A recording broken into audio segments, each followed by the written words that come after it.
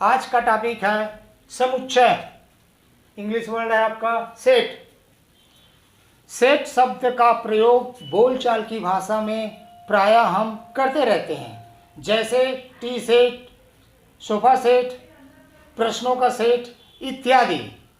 Set शब्द से सदा समूह या संग्रह का बोध होता है। तो समुच्चय की परिभाषा बनता है वस्तुओं का सुपरिभाषित संग्रह को समुच्चय कहते हैं। सुपरिभाषित शब्द का अर्थ यह है कि किसी वस्तु के संबंध में यह निर्णय निश्चित रूप से ले सकते हैं कि वह वस्तु समुच्चय का सदस्य है या नहीं। जैसे अंग्रेजी वर्णमाला के स्वरों का समुच्चय, दूसरा कक्षा 11वीं के सभी विद्यार्थियों का समूह, तीसरा भारत के नदियों का समूह, चौथा 20 से कम विषम संख्याओं का समूह है। तो ये सभी सुपरिभाषित है, यानी समुच्चय है। एक और उदाहरण लेते हैं, समुच्चय है या नहीं। जैसे गणित में कठिन अध्यायों का संग्रह, तो यह समुच्चय नहीं है, क्योंकि गणित में कठिन अध्याय प्रत्येक व्यक्तियों की सोच में अलग अलग होता है, तो यह सुपरिभाषित नहीं है, अतः यह समुच्चय नहीं है। जिन वस्तुओं को समुच्चय का निर्माण होता है उन्हें समुच्चय का अवयव या सदस्य कहते हैं। समुच्चय को प्रायः बड़े अंग्रेजी वर्णमाला के बड़े अक्षरों द्वारा निरूपित किया जाता है। बड़े वर्ण A, B, C, X, Y, Z। और समुच्चय के अवयव या सदस्यों को अंग्रेजी वर्णमाला के छोटे छोटे अक्षरों द्वारा निरूपित किया जाता है। छोटे अक्षर A, B, C, X, Y, Z। यदि X समुच्चय A का अवयव है, तब हम कह सकते हैं कि X समुच्चय A में है। अवयव है, सदस्य है, में है के लिए यूनानी संकेत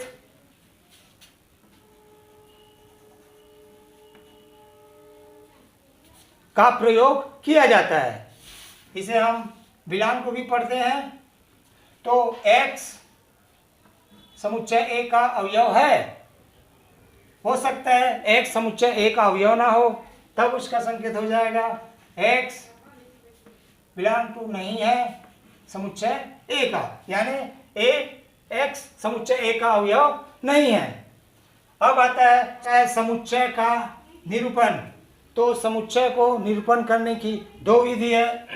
पहला है रोस्टर या सारणीबद्ध रूप। रोस्टर या सारणीबद्ध रूप। दूसरा है आपका समुच्चय निर्माण रूप। तो पहला रोस्टर या सारणीबद्ध रूप। इसमें समुच्चय के सभी अवयवों को सूचीबद्ध किया जाता है। अवयवों को एक दूसरे से अर्धविराम द्वारा अलग किया जाता है और इन सभी अवयवों को कोष्ठक के अंदर लिखते हैं। जैसे पहला अंग्रेजी वर्णमाला का स्वर। अंग्रेजी वर्णमाला में स्वर होता है A, E, I, O, U। A, E, I, O, U। और बोला गया है एक दूसरे से अर्धविराम लगाकर अलग किया जाता है। साथ ही साथ इसको कोष्ठक के अंदर लिखा जाता है। और इन समुच्चयों का संकेत अंग्रेजी वर्णमाला के बड़े अक्षर ले लिया मैंने A। तो A बराबर समुच्चय A, E, I, O, U। समुच्चय को सारणीबद्ध रूप में लिखते समय किसी भी अवयवों की पुनरावृत्ति नहीं की जा सकती। जैसे शब्द है आपका स्कूल।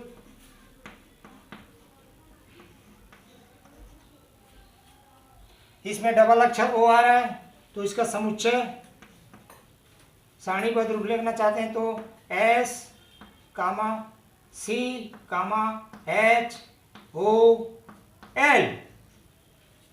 यानी शब्द में अगर पुनरावृत्ति रहेगा तो उसको पुनरावृत्ति नहीं करना है, उसको एक ही बार लिखना है।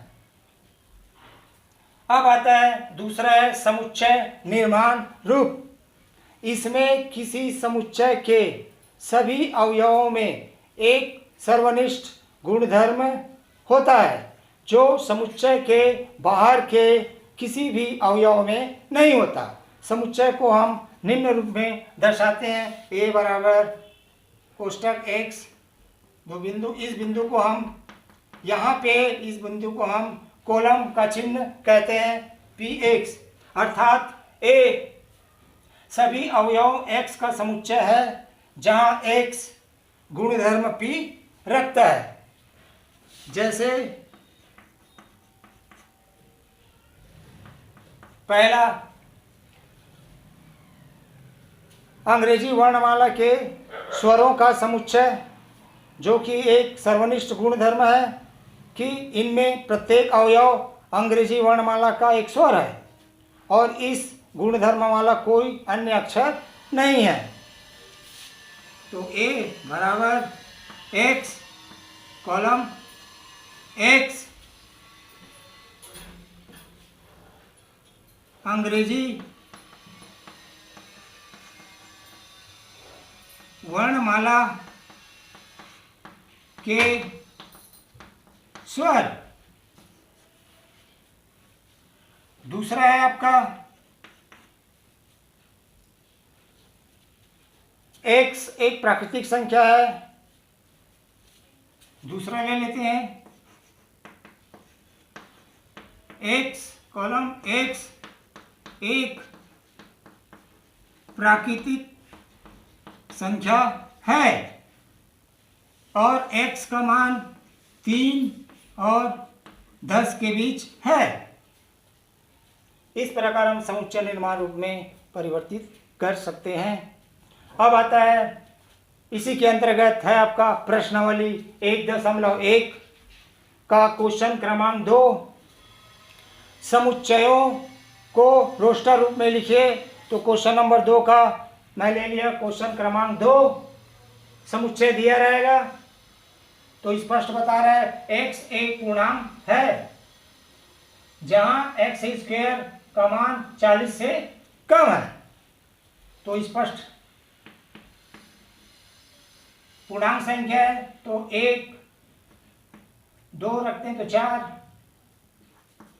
3 4 5 6 7 सती 49 यानी 40 से अधिक हो गया तो 6 तक ही लिखेंगे। इस प्रकार समुच्चय का रोस्टर रूप प्राप्त हो जाता है।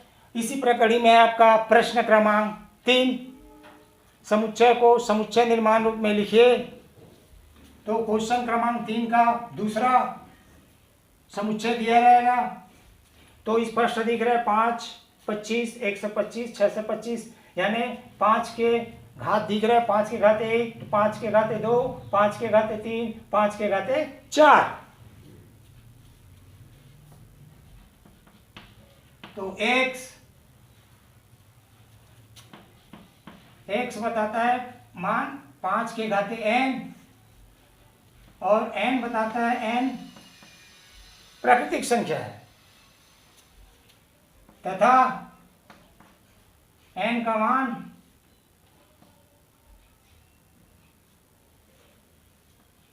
n का मान 4 से कम और 4 यानी प्राकृतिक संख्या 1 से 4 तक।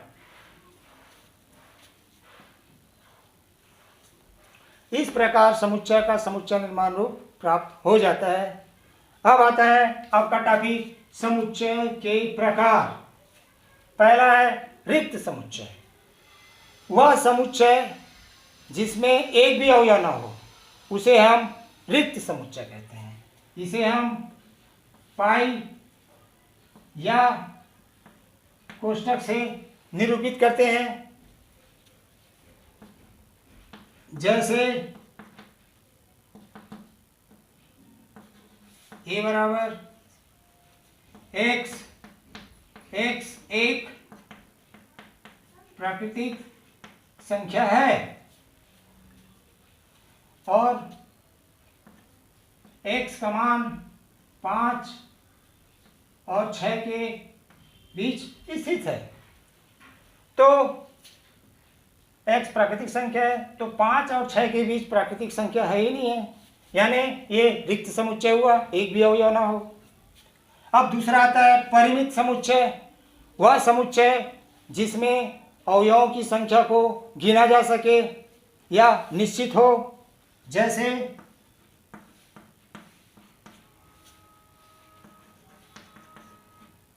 1 2 3। समुच्चय में अवयवों को हम गिन सकते हैं 1 2 3। n a बराबर 3। n बताता है समुच्चय a में कितना अवयव है, तो ये संकेत हो गया n समुच्चय में अवयवों की संख्या को प्रदर्शित करने का। तीसरा है आपका अपरिमित समुच्चय, वह समुच्चय जिसमें अवयवों की संख्या गिना ना जा सके या अनंत हो, तो उसे हम अपरिमित समुच्चय कहते हैं। जैसे a बराबर 1 2 3 4 डेश। अब आता है एकल समुच्चय, शब्द से स्पष्ट हो रहा है, ऐसा समुच्चय जिसमें केवल एक ही अवयव हो उसे एकल समुच्चय कहते हैं। जैसे 2। अब पांचवा है समतुल्य समुच्चय। समतुल्य समुच्चय के अंतर्गत दो समुच्चय ए और बी समतुल्य समुच्चय कहलाता है यदि ए में अवयवों की संख्या बी में अवयवों की संख्या के बराबर हो, अर्थात एन ए बराबर एन बी। तो समुच्चय ए ले लेते हैं 1 2 3। समुच्चय बी ले लेते हैं एक्स वाई जेड। तो स्पष्ट दिख रहा है ए में अवयवों की संख्या 3 बता रहा है, बी में भी अवयवों की संख्या 3 बता रहा है, तो एन ए बराबर 3, एन बी बराबर 3। इस प्रकार दोनों बराबर हो गया। तो समतुल्य समुच्चय का संकेत है ए बी। इस प्रकार हम प्रदर्शित करते हैं। छठवां है समान समुच्चय, उच्चारण से स्पष्ट हो रहा है समान समुच्चय। यदि दो समुच्चय ए 1 2 3 अवयव है, बी में 2 3 1, दो समुच्चय ए और बी समान समुच्चय कहलाता है यदि ए के सभी अवयव बी के अवयव हो तथा बी के प्रत्येक अवयव एक अवयव हो, तो वह समान समुच्चय कहलाता है। और इसका संकेत है समान समुच्चय को ए बराबर बी से प्रदर्शित करते हैं। अब आता है उप समुच्चय के अंतर्गत उप समुच्चय। यदि समुच्चय ए का प्रत्येक अवयव समुच्चय बी का एक अवयव है, तो ए को बी का उप समुच्चय कहलाता है। इसे ए से संकेत करते हैं। जैसे ए बराबर 1 2 3, बी बराबर 1 2 3 4 5। तो स्पष्ट दिख रहा है ए का अवयव बी का भी एक अवयव है, तो हम बोल सकते हैं ए बी का अवयव है। अब आता है अधिसमुच्चय। यदि ए बी का उप समुच्चय है तो बी को ए का अधिसमुच्चय कहते हैं। तो संकेत है। उदाहरण दे सकते हैं, सेम है उदाहरण आपका। अब आता है उचित उपसमुच्चय। माना ए और बी दो समुच्चय है।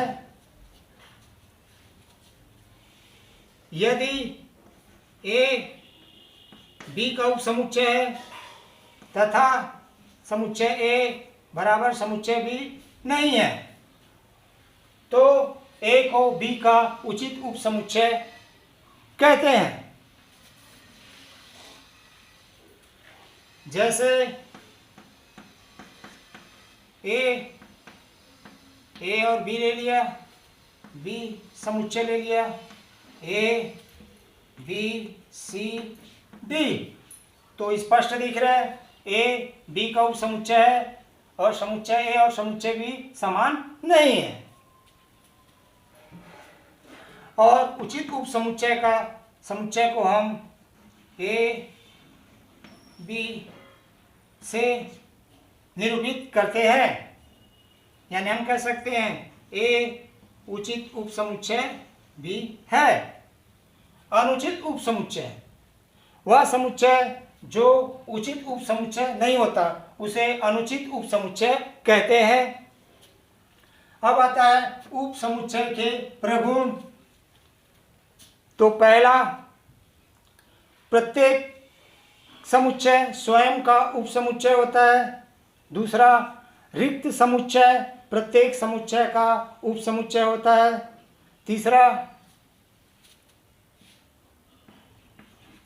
यदि ए बी का उपसमुच्चय है और बी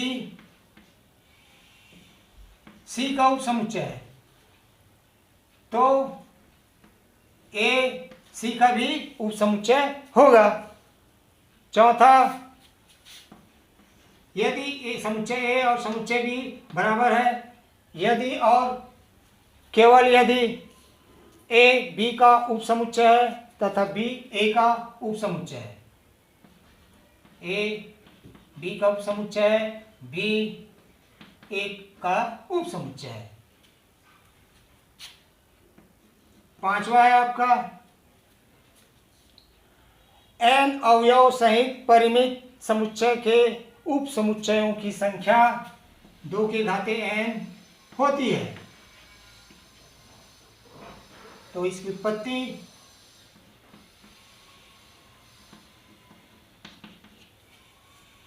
ए, मान लेते हैं ए परिमित समुच्चय है जिसमें n अवयव है, तो समुच्चय ए के उप समुच्चयों की संख्या समुच्चय ए के कोई भी अवयव नहीं रखता है, तो NC0 सी क्रमचय के अंतर्गत है, पढ़े नहीं अभी तो फिलहाल NC0। इसी प्रकार ए के उन उप समुच्चयों की संख्या जो ए के एक अवयव रखता है, तो NC1। इसी प्रकार आगे बढ़ते जाएंगे तो ए के उप समुच्चयों की संख्या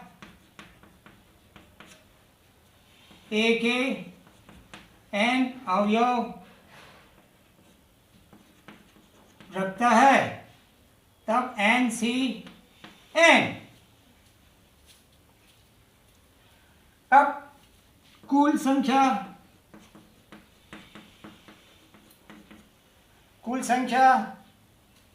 NC0 सभी को जोड़ना है, NC1 प्लस डेश NCn।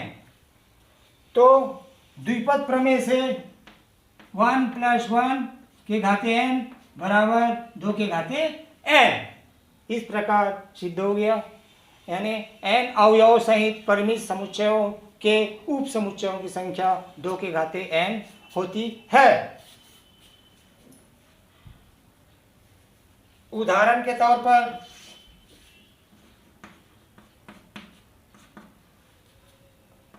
ए ले लिया मैंने समुच्चय ए और बी, तो उप समुच्चयों की संख्या 2 के घाते n, अवयवों की संख्या इसमें 2 है तो 2 के घाते 2, तो कुल मिला के 2 दूनी 4 उप समुच्चय है। तो पहला आपका रिक्त और एक ए, फिर बी का, फिर ए और बी का। इस प्रकार उप समुच्चय 1 2 3 4 हुए। अब आता है अंतराल आर के उप समुच्चयों के रूप में। तो पहला आपका खुला अंतराल या विविध अंतराल,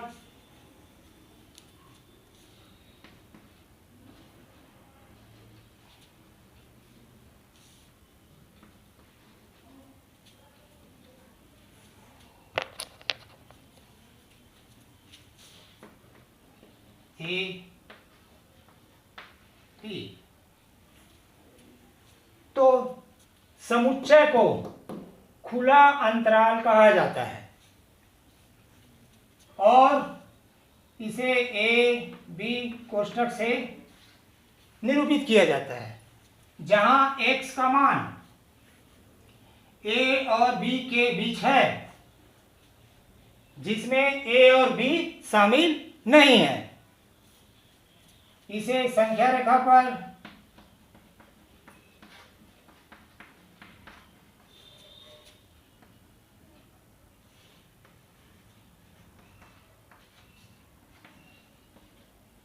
ए से बी,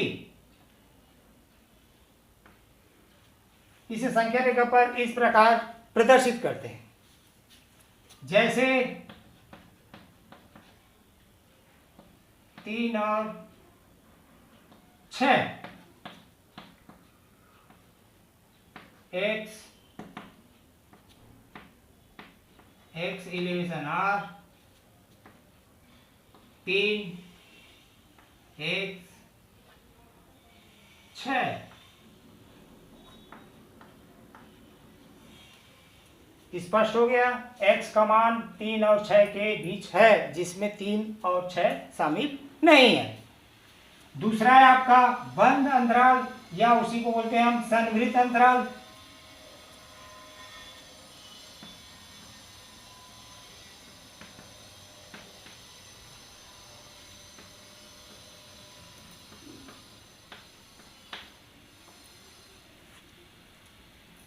समुच्चय को बंद अंतराल कहा जाता है तथा से निरूपित किया जाता है,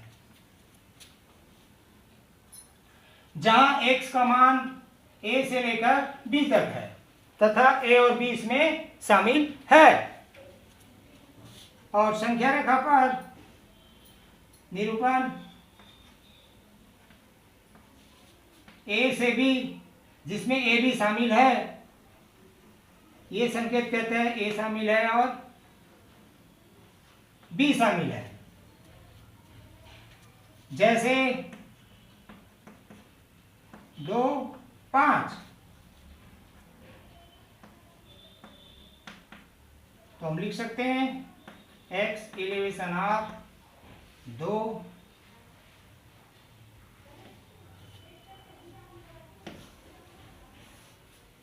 x column x elevation r, x का मान बता रहा है 2 से 5 तक। अब आता है तीसरा खुला बंद अंतराल। उच्चारण से स्पष्ट दिख रहा है खुला बंद अंतराल।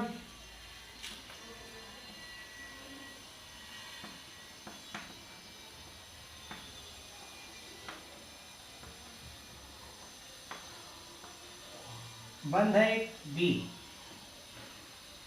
तो समुच्चय को खुला बंद अंतराल कहा जाता है तथा इसे से प्रदर्शित किया जाता है, जहां x का मान ए और बी के बीच है, जिसमें ए शामिल नहीं है और बी शामिल है। संख्या रेखा पर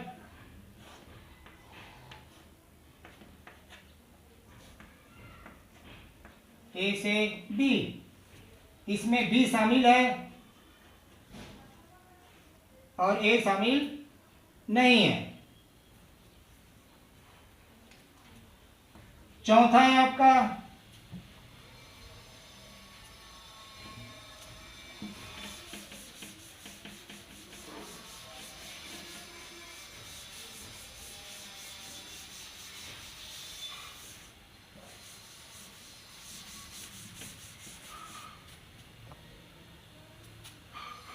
बंद खुला अंतराल।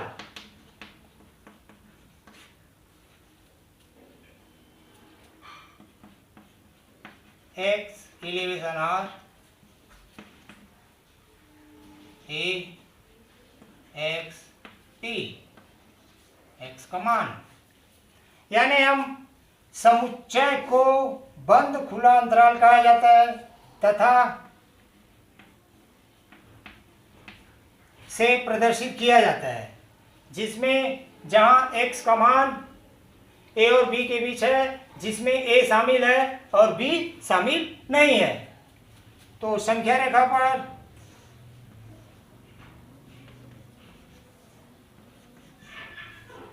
a से b, जिसमें a शामिल है और बी शामिल नहीं है, जैसे 2, 5, एक्स एक्स इलेवेशन आर और 2 शामिल है एक्स 5। इस प्रकार अब आता है घात समुच्चय। घात समुच्चय किसी समुच्चय ए के सभी उप समुच्चयों के समुच्चय को समुच्चय ए का घात समुच्चय कहते हैं। इसे पी ए से प्रदर्शित किया जाता है, जैसे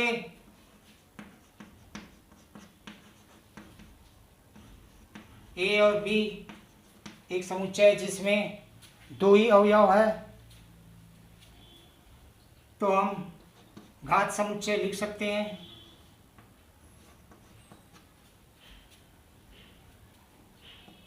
ए पहले उप समुच्चय लिखते हैं, बी ए और बी, यानी उप समुच्चय के प्रत्येक अवयवों के उप समुच्चयों का समुच्चय घात समुच्चय कहलाता है। अब है अगला टॉपिक आपका है समष्टि समुच्चय या सार्वत्रिक समुच्चय।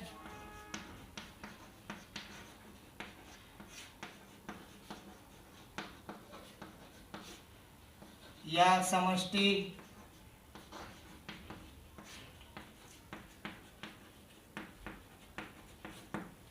समुच्चय। समष्टि समुच्चय उन सभी समुच्चयों का समुच्चय होता है जो उप समुच्चय है, जैसे और इसे U और उप समुच्चयों को A, B, C आदि से प्रदर्शित किया जाता है, जैसे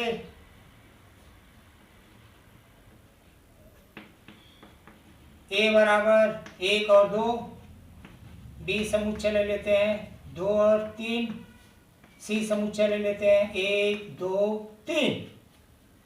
तो समष्टि समुच्चय हो जाएगा आपका 1, 2, 3। इस प्रकार अब इसी से है आपका रिलेटिव प्रश्नावली 1.2 और 1.3। छोटे छोटे क्वेश्चन है, उम्मीद करता हूँ ये क्वेश्चन बन जाएंगे।